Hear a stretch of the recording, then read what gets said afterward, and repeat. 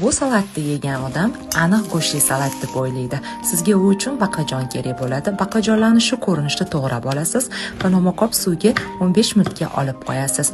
Bu orada klarini tayyorlaysiz. Klarini quyuqroq qilsangiz baqlajonlaringiz go'shtdekkina bo'lib chiqadi.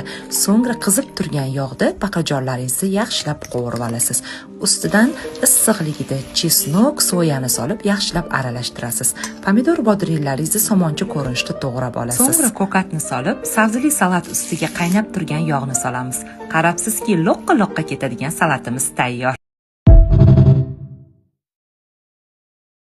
Bu salatni yegan odam aniq go'shtli salat deb o'ylaydi.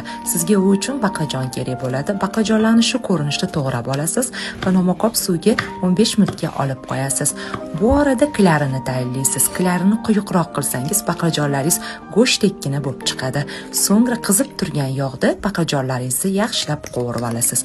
Ustidan issiqligida chesnok, soyani solib yaxshilab aralashtirasiz. Pomidor bodringlaringizni somoncha ko'rinishda to'g'rab olasiz. So'ngra ko'katni solib, sabzili salat ustiga qaynab turgan yog'ni solamiz.